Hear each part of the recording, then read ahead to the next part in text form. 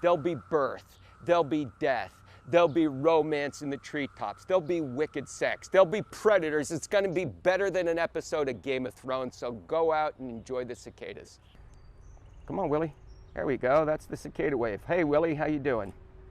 This is just a spectacular event. I mean, there's nothing else like this on the entire planet Earth, even in the entire universe. This is the only place anywhere that we have 13 and 17-year cicadas emerging by the billions, if not trillions. They're going to interact with tens of millions of human beings. You don't have to go to Tanzania or Botswana for a safari. You can go right in your own backyard this year and go on a cicada safari. These cicadas are absolutely beautiful. Bright red eyes, a jet black body, and those beautiful orange wings. I think they're some of the most beautiful creatures on the planet. Why so many cicadas? Cicadas have one of the most bizarre strategies for survival of any creature on planet Earth. It's called predator satiation. They're going to emerge in such massive numbers synchronously. They'll fill the belly of every predator that wants to eat them, and there'll still be enough left over to perpetuate their species. Boom. I see lots of cicada holes underneath this tree. I bet when we lift this tile, we're going to find some cicadas. Let's see what happens. Oh yeah, there they are. Hey teenagers, how you doing? What's life been underground like for the last 17 years? One misconception is they've been hibernating underground for 17 or 13 years. That's not the case.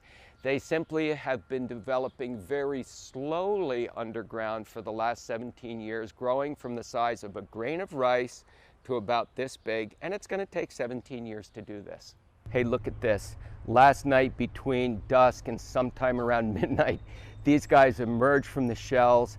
They're heading up for the treetops now for the safety of the trees. Right now, everything on the planet wants to eat a cicada, so once they get to the treetops, they're going to be in relative safety. There are several misconceptions about periodical cicadas. One is that they're locusts. They're not locusts. Locusts are grasshoppers.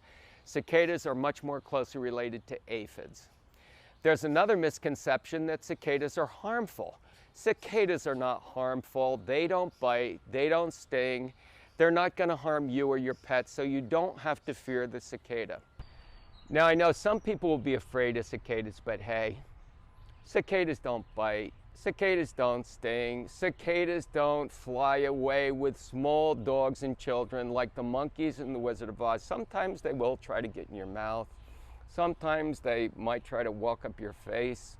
Sometimes it may be difficult to speak when you have cicadas hanging on your front lip. I don't recommend you let them go up your nose, but usually they'll just walk around the nose as they're visiting your face. And frankly, cicadas are just kind of interesting creatures that I think most people really don't have to be afraid of.